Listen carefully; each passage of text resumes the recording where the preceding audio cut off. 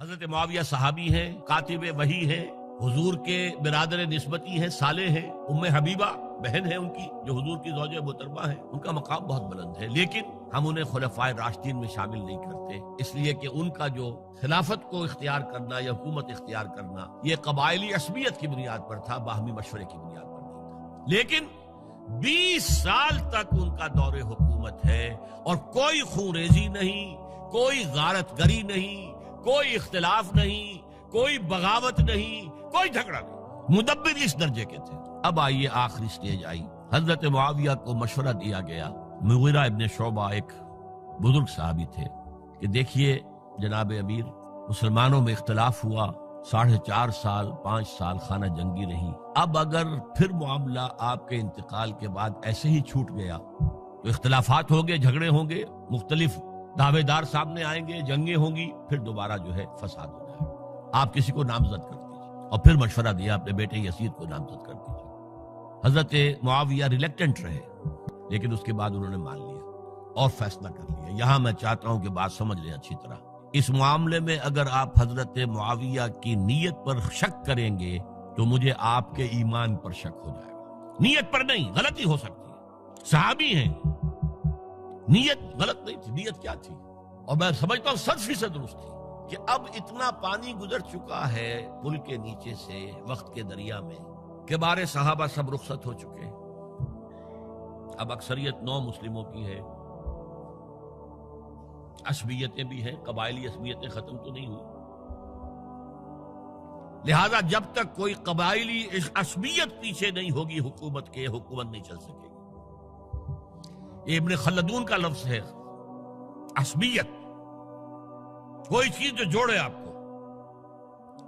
تو دینی عصبیت اب کمزور پڑ گئی ہے، اس لیے کہ حضور نے جن کو تربیت دی تھی وہ اب گئے، اکثر و بیشتر گئے۔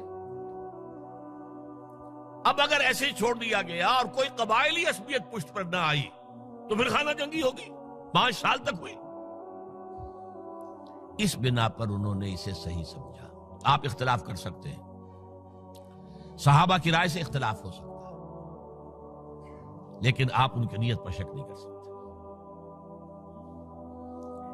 بہرحال واقعہ کیا ہے تاریخی اعتبار سے کہ یہ 10ویں سال میں نامزد کر دیا یزید کو اپنے بعد خلیفہ کے لیے، ولی عہد۔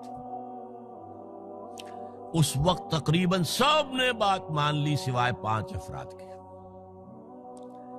وہ 5 افراد بہت اہم تھے، بہت اہم۔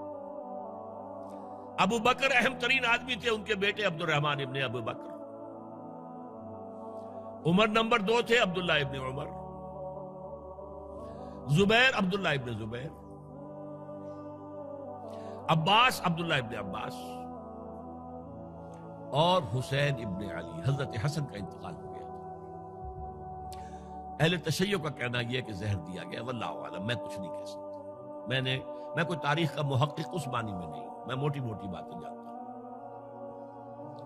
بہرحال انتقال ہو گیا تھا، 5 آدمیوں نے نہیں مانا، لیکن دیکھیے یہ تھی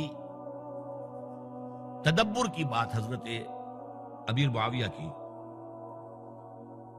کوئی دباؤ نہیں ڈالا، کوئی جبر نہیں کیا، کوئی کسی کو نقصان نہیں پہنچایا کہ نہیں مان رہے تو یہ کر دیں، نہیں۔ دیکھیں گے جب وقت آئے گا۔ جب وقت آیا حضرت معاویہ کے انتقال کے بعد، اب ایک صاحب جا چکے تھے، حضرت عبد الرحمن ابن ابی بکر فوت ہو چکے، اب 4 رہ گئے، 3 عبادلہ، عبداللہ ابن عمر، عبداللہ ابن عباس، عبداللہ ابن زبیر، ایک حسین ابن علی رضی اللہ تعالی عنہم اجمعین۔ جب بیعت ہو گئی یزید کی تو اب ان کے درمیان اختلاف ہوا۔ یہ بات اچھی طرح سمجھ لیجئے، تاریخی حقائق، موٹے حقائق کو چھوڑ کر باریکیوں میں جب پڑھتے ہیں تو معاملہ غلط ہو جاتا ہے۔ موٹے حقائق کو سمجھیے، جیسے کہتے ہیں میکرو اکنامکس اور مائکرو اکنامکس۔ میکرو ہسٹری جو ہے، 2 ایک طرف ہو گئے، 2 ایک طرف ہو گئے۔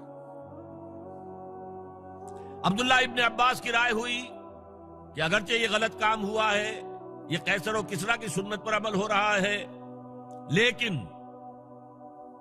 یہ ایسی بڑی بات نہیں ہے کہ خون ریزی شروع کر دی جائے اور امن و امان ختم ہو جائے۔ یہی بات عبداللہ ابن عمر کی ہو گئی. یہ دو تو یکجا ہو گئے. مصلحت کہہ لیں جو بھی سمجھے، لیکن نیت پر حملہ نہیں کر سکیں گے آپ. دیانتاً انہوں نے یہ سمجھا کہ اب جب کہ ہو گیا معاملہ تو ٹھیک ہے. حرام مطلق تو کہیں نہیں لکھا ہوا قرآن کے اندر کہ بیٹا نہیں ہو سکتا، کہیں نہیں لکھا ہوا. بہرحال ان دو کی رائے یہ ہوئی کہ اگرچہ کام غلط ہے لیکن اتنا غلط نہیں ہے کہ اس کو چیلنج کیا جائے اور اس سے جو ہے خانہ جنگی شروع ہو جائے اور فساد شروع ہو جائے.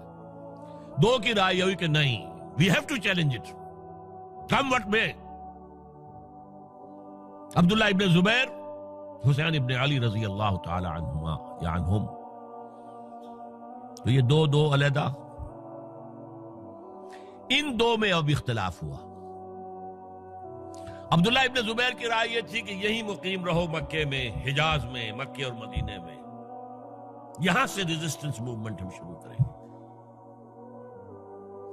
کیونکہ یزید کی خلافت تو دمشق میں تھی، بہت دور. حضرت حسین کو خطوط آ رہے تھے کوفے سے. کوفہ حضرت علی کا صدر مقام رہا تھا، اور جن سبائیوں نے فتنہ پیدا کیا تھا حضرت عثمان کے خلاف وہ بھی وہیں آباد تھے. انہوں نے خطوط کا تانتا باندھ دیا، آپ آئیے ہم آپ سے بیعت کریں گے اور کھڑے ہوں گے اور مقابلہ کریں گے اور اس یزید کی حکومت ختم کریں گے. ڈاک کے تھیلے بھرے ہوئے.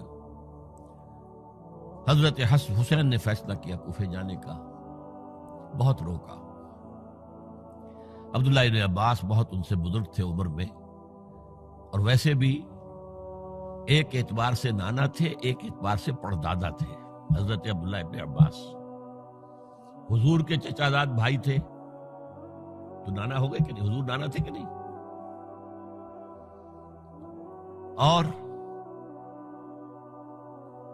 حضور کے چچا تھے حضرت عباس، ان کے بیٹے ہیں. تو اس اعتبار سے حضرت علی رضی اللہ تعالیٰ عنہ کے کیا ہو گئے؟ چچا. بہرحال میں کچھ گڑبڑ کر رہا ہوں اس وقت. وہ دوڑتے جا رہے تھے کہ حسین خدا کے لیے مت جاؤ، خدا کے لیے مت جاؤ، یہ کوفی تمہارا ساتھ نہیں دیں گے. الکوفی لا یوفی، کوفی وفا نہیں کرتا وعدہ. اور خدا کے لیے اگر جانا ہے اپنے گھر والوں کو یہاں چھوڑ دو. بس حضرت حسین پر رضی اللہ تعالی عنہ جو ایک کیفیت تھی، انہوں نے سب باتوں کو نظر انداز کیا. وہاں ہزاروں لوگوں نے مسلم بن عقیل جو حضرت حسین کے نمائندے کی حیثیت سے پہلے گئے تھے، ان کے ہاتھوں پر بیعت کیا. وہ خطوط آ رہے تو اور بھی بات پختہ ہو گئی. ابھی راستے ہی میں تھے کہ پتہ چلا کہ ابن زیاد گورنر بن کر آیا ہے، اور اس نے جو وہاں پر تشدد کیا ہے اور ڈنڈا برسایا ہے، سب بیعت توڑ کے گھروں میں چھپ گئے. اور مسلم بن عقیل جو ہیں وہ بے یار و مددگار شہید بھی کر دیے گئے. حضرت حسین نے ارادہ کیا کہ واپس ہو جائے مدینے کی طرف. اب مسلم بن عقیل کے بیٹے جو ہیں، وہ عرب کی ایک غیرت ہے، ایک آنر جسے آج کل کہتے ہیں، ہم اپنے باپ کا بدلہ لیے بغیر نہیں جائیں گے. اور حضرت حسین کی شرافت اور مروت، یہ لوگ میرے ساتھ آئے تھے نا، میرا ساتھ دے رہے تھے، اب میں ان کا ساتھ کیسے چھوڑوں. بہرحال وہ حادثہ فاجعہ ہو کر رہا، اور اس میں سب سے بڑا سبب جو بنا ہے وہ میں چاہتا ہوں جس کی طرف کسی کی نگاہ نہیں گئی. افسوس یہ ہے کہ میرا اس پر جو کتابچہ ہے سانحہ کربلا وہ آؤٹ آف پرنٹ تھا. کوشش تھی کہ آج یہاں وہ پیش کیا جاتا، مختصر ترین، لیکن آپ دیکھیں گے کہ کلیئر ہو جاتی ہے ہسٹری. دو کتابچے ہیں. شہید مظلوم، میرے نزدیک مظلوم ترین شہید حضرت عثمان رضی اللہ تعالی، اور سانحہ کربلا، بہت بڑا سانحہ ہے، اس میں کوئی شک نہیں. حضرت حسین کا صبر اور مثابرت اور استقلال اور شجاعت، یہ مثالی ہے تاریخ کے اندر. اپنے سامنے جو ہے اپنے ایک ایک کر کے چراغ گل ہو رہے ہیں، خاندان سارا ختم ہو رہا ہے، شیرخوار بچے شہید ہو رہے ہیں. وہ تو ایک بچہ بیمار تھا، حضرت علی بن حسین زین العابدین رحمت اللہ علیہ، وہ بچہ ہے. لیکن اصل میں شرافت اور مروت جو ہے وہ بسا اوقات اپنی شرافت کی وجہ سے مار کھا جاتی ہے۔ حضرت حسین سے میرے نزدیک یہ ایک اسٹریٹجک مسٹیک ہوئی کہ جب کوفیوں کا لشکر سامنے تھا تو وہاں کھڑے ہو کر ایک ایک کا نام لے گا، فلاں ابن فلاں کیا تم نے مجھے خط نہیں لکھا تھا؟ اے فلاں ابن فلاں کیا تم نے مجھے خط نہیں لکھا تھا؟ سب کے راز فاش کر رہے ہیں، اور دیکھو یہ میرے پاس یہ تھیلے بھرے ہوئے تمہارے خطوں کے موجود ہیں، تم نے مجھے بلایا اور میں آیا۔ یہ بات تھی جس کی بنا پر اب ان کے لیے کوئی چارہ نہیں تھا کہ انہیں شہید کر دیں، ورنہ تو یہ ہمارا بھانڈا پھوڑ دیں گے جا کر یزید کے پاس، تو ہماری کھالیں کھنچ جائیں گی۔ یہی وجہ ہے کہ حضرت حسین نے 3 آفرز کی، مجھے واپس مدینے جانے دو، نہیں، مجھے یزید کے پاس جانے دو، نہیں،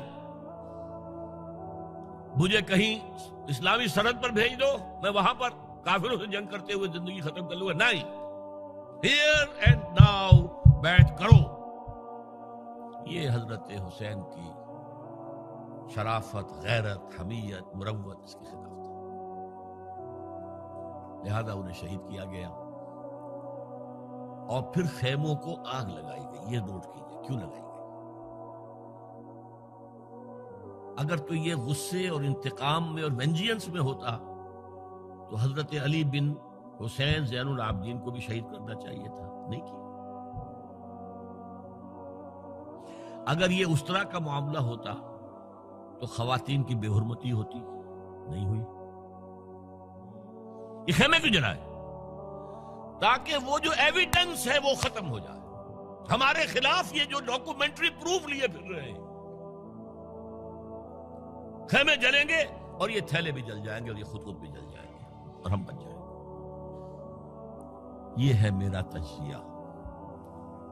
بہرحال اس میں کوئی شک نہیں کہ تاریخ انسانی کے عظیم حوادث میں سے وہ ہے، اور میرے نزدیک حضرت حسین رضی اللہ تعالیٰ عنہ کا اختلاف کر سکتا ہے، جو چاہے کرے، حضرت حسین سے اختلاف کرے اور اتفاق کرے حضرت عبداللہ ابن عمر، عبداللہ ابن عباس کے ساتھ، تب بھی ٹھیک ہے، اور اگر حضرت عبداللہ ابن عباس اور عبداللہ ابن عمر سے اتفاق کرے اور حضرت حسین ان سے اختلاف کرے، تب بھی شک ہے۔ معصوم کوئی نہیں، ہمارے نزدیک معصومیت خاصہ نبوت ہے، نبوت ختم ہوئی حضور پر، معصومیت ختم ہوئی، غلطی ہر ایک سے ہو سکتی ہے اور آپ رائے رکھ سکتے ہیں، لیکن کسی صحابی کی نیت پر حملہ نہیں کریں گے آپ۔ صحابی کی نیت پر حملے کا مطلب کیا ہے کہ محمد صلی اللہ علیہ وسلم تزکیہ نفس نہیں کر پائے، یہ ریفلیکٹ کرے گی حضور کی اس پوری کی پوری جد و جہد پر کہ شخصیت سازی نہیں کر پائے محمد صلی اللہ علیہ وسلم، نہیں، معاذ اللہ ثم معاذ اللہ ثم معاذ اللہ۔ بہرحال یہ ہے تاریخ کے اعتبار سے ہمارے ہاں جو عظیم ترین ذی الحج کے مہینے میں حضرت عثمان شہید ہوئے تھے، 28 ذی الحج کو حضرت عمر پر حملہ ہوا تھا، 1 محرم کو ان کی شہادت ہوئی تھی، 10 محرم کو یہ سانحہ کربلا پیش آیا تھا۔ یہ ہماری اس ابتدائی تاریخ کے اہم لینڈ مارکس سے جنہیں ہم شہادت کے نام سے جانتے ہیں، لیکن میں اب پھر دوبارہ کہوں گا کہ اللہ کی راہ میں قتل ہوئے۔ وَلَا تَقُولُوا لِمَنْ يُقْتَلُ فِي سَبِيلِ اللَّهِ أَمْوَاتٌ بَلْ أَحْيَاءٌ وَلَكِنْ لَا تَشْعُرُونَ وَلَا تَحْسَبَنَّ الَّذِينَ قُتِلُوا فِي سَبِيلِ اللَّهِ أَمْوَاتًا بَلْ أَحْيَاءٌ عِندَ رَبِّهِمْ يُرْزَقُونَ۔ لیکن وہ شہادت علی الناس کی ذمہ داری جو مجھ پر اور آپ پر ہے، حضرت حسین کو یاد کر لیں، حضرت عثمان کو یاد کر لیں، ان کے لیے کوئی رنج اور غم کا اظہار کر لیں، اس سے کچھ حاصل نہیں ہے۔ حاصل تو یہ ہے کہ شہادت علی الناس کی تیاری کیجئے، اپنی ذاتی زندگی میں آج سے گواہی دیجئے اللہ کے بندے ہونے کی، اپنے عمل میں، اپنے قول میں، اور کوشش کیجئے کہ مل جل کر اس ملک کے اندر وہ نظام برپا کرے کہ جو شہادت علی الناس، دین حق کے ایک کامل نمونے کے طور پر دنیا پر حجت قائم کر دے کہ دیکھ لو اپنی آنکھوں سے، یہ ہے وہ دین حق جو محمد لے کر آئے تھے۔ اللہ تعالیٰ مجھے اور آپ کو اس کی توفیق عطا فرمائے۔ باقی یہ کہ یہ کیسے ہوگا، اس پر تو میری کتابیں پہلے بھی تقاریر میں کر چکا ہوں، وہ منہج انقلاب نبوی وغیرہ وہ ہے، ان کا مطالعہ کیجیے۔ بارک اللہ لی و لکم فی القرآن العظیم ونفعنی وإیاکم بالآیات والذکر الحکیم۔